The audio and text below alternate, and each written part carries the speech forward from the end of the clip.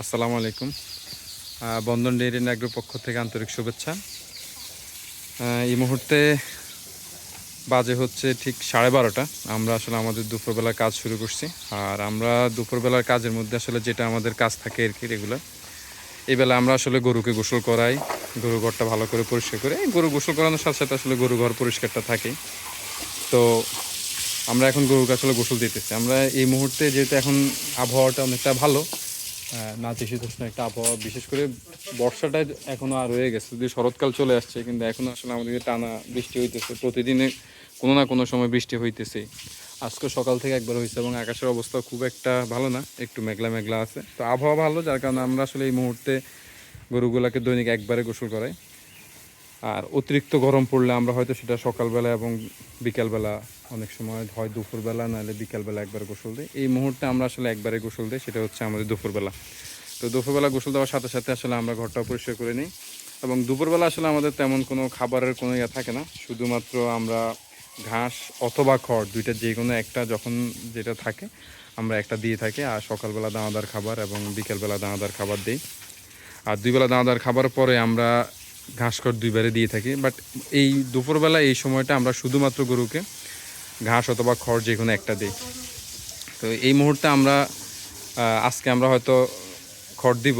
আসলে ঘাস কাটাটা আসলে বৃষ্টির কারণে ঘাস কাটার একটু ঝামেলা হয়ে গেছে আমাদের জন্য। প্রতিদিন আসলে বৃষ্টির মধ্যে ঘাস কাটা সম্ভব হয় না অনেক সময়। তো ওভারঅল মিলে আমরা আজকে গরুকে খড় দিব। আর এগুলো যেহেতু আমাদের ষাঁড় গরু এবং দুই একটা গাভী গরু এখানে আছে, সেগুলো প্রোডাকশনের বাহিরে এখনও বাচ্চা দেয় নাই। ইনশাল্লাহ বাচ্চা দেবে আশা করি। এই মাসের শেষ নাগাদ এখানে একটা আছে এবং আগামী মাসের মাঝামাঝিতে একটা গরু বাচ্চা দেবে। বাকি দুইটা বকনা বাচ্চা আছে, এগুলো 6 মাস 5 মাস রানিং চলতেছে, এগুলো একটু সময় নেবে। তো এই কারণে যেহেতু এগুলো প্রোডাকশনের নাই, সেজন্য আমরা আসলে ঘাসের উপরে এগুলো ওই রকম জোর দিই না। আমরা এগুলো সাধারণত খড় খাওয়াই। এখন একবেলা দুই বেলা খড় দিয়ে একবেলা ঘাস দেওয়ার চেষ্টা করি আর কি। বাকি আমাদের যে প্রোডাকশনের গাভিগুলো আছে, যে আমাদের ডেইরি ফার্মের যে ইয়েটা আছে, শেডটা আছে, আমরা ওইখানে স্বাভাবিকভাবে সকাল বিকাল 3 বেলায় আমরা চেষ্টা করি, যখন ঘাস থাকে পর্যাপ্ত তখন আমরা 3 বেলা ঘাস দেওয়ার জন্য। খড় আসলে একেবারে ব্যবহার করি না বললেই চলে। তো আমরা যেটা আসলে করি, দুপুরবেলা খেত দেওয়ার পরে আসলে এটা বিকাল পর্যন্ত আসলে রেস্ট করে গাবি। আর আমরা এটাকে বিকেলবেলা খাবারের আগে পরে যখন আমরা পানি দিই, দুপুরবেলা আমরা বিশেষ করে আমরা খাবারের পর পরিষ্কার পানি দিয়ে রাখার চেষ্টা করি, যাতে আসলে সারাদিন যখন তার প্রয়োজন মতো আর কি সে খাইতে পারে। আর আমরা আমাদের এই শেডে দেখেন কোনো পাখা আমরা ব্যবহার করি না। আমরা এদিকে একেবারে পুরোটা শেড আমাদের একদম পাখামুক্ত। কারণ আমাদের বাইরের আবহাওয়ার পিছনের আমাদের শেডের পিছনে দেখতে পাচ্ছেন আমাদের এখানে একটা পুকুর আছে। আর পুকুর থাকার কারণে আসলে এখানে এত সুন্দর আবহাওয়া থাকে, মানে যখন বাহিরে যখন প্রচণ্ড গরম থাকে আমাদের ওই সময়টা, তো আমাদের এখানে আবহাওয়া খুবই ভালো থাকে। একেবারে তাপমাত্রা যত বেশি হোক না কেন, এখানে আমাদের শেডের উপরে আসলে অনেক গাছ আছে। গাছ থাকার কারণে এখানে আসলে অনেক ছায়া থাকে, ঠিক আছে, সবসময় একটা আসলে ছায়া থাকে। এবং পিছনে পুকুর থাকার কারণে এইখানের আবহাওয়াটা আসলে খুবই ঠান্ডা থাকে। বিশেষ করে আমাদের পিছন সাইডটা হচ্ছে দক্ষিণ সাইড। তো দক্ষিণ দিক থেকে আসলে যখন বাতাসটা আসে, একেবারে ঠান্ডা একটা বাতাস আসে। আমরা এখানে এই শেডে কখনোই পাখার ব্যবহার আমাদের করার প্রয়োজন হয় নাই, মানে এমন মনেই হয় নাই কখনো যে না এখানে আমাদের পাখা লাগবে। তো আমরা এটা আলহামদুলিল্লাহ এই দিক থেকে খুবই ভালো। গরুগুলো এই আবহাওয়ায় দুপুরবেলা গোসল করানোর পরে আসলে যে সুন্দর রেস্ট করে, আসলে সেটা দেখতেও ভালো লাগে। কারণ আপনি যখন গরুকে রিল্যাক্স দিবেন তখন আসলে গাভীর স্বাস্থ্য ভালো থাকে, প্রোডাকশন ভালো থাকে, যত বেশি রিল্যাক্সে থাকতে পারে সে।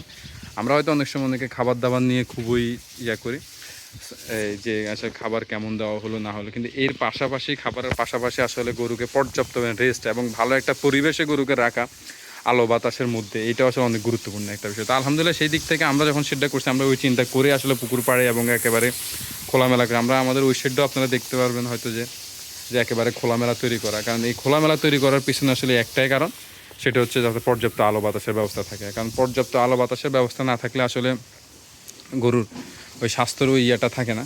তবে একটাই সমস্যা আমরা যেটা সম্মুখীন হই, সেটা হচ্ছে আসলে রোদ। গরুগুলোকে আসলে শেডের মধ্যে আসলে রোদের ব্যবস্থার তো কোনো মানে করার কোনো সিস্টেম নেই আসলে। এটা একটা সমস্যা আমাদের জন্য। কারণ রোদের আসলে ভিটামিন ডি যে ব্যাপারটা আছে, ন্যাচারাল ভিটামিন ডি, এটা আসলে আমরা পাই না। এই কারণে আমরা অনেক ধরনের সমস্যার কিন্তু সম্মুখীন। এতে আমরা হয়তো অনেক সময় সাপ্লিমেন্ট ইউজ করতে হয়। কিন্তু যদি খোলামেলা আবহাওয়ায় একেবারে যদি রাখা যাইতো, তাহলে হয়তো এই সমস্যাটা আমরা পড়তাম না। কিন্তু যাক, এখন এটা আসলে কিছু করার নেই। এছাড়া এই রোদের ব্যবস্থা ছাড়া আমাদের বাকি শেড ব্যবস্থাপনা আলহামদুলিল্লাহ আমরা খুবই অল্প টাকায়, সীমিত টাকায়, সীমিত পরিসরে আমরা যতটা পারছি গরুর জন্য একেবারে কমফোর্টেবল একটা শেড তৈরি করার চেষ্টা করছি। তো ওই দিক থেকে আলহামদুলিল্লাহ একেবারে এই দেখেন আমাদের এইদিকে পুকুর আছে, পুকুর পাড়, এদিক থেকে সুন্দর একটা বাতাস আসতেছে, মানে মনে হয় যেন একেবারে এসির একটা আবহাওয়া, এরকম একটা আবহাওয়া। তো গরুগুলো ওই দিক থেকে আলহামদুলিল্লাহ খুব ভালো একটা পরিবেশে থাকে এবং পর্যাপ্ত পরিমাণে রেস্টে থাকতে পারে।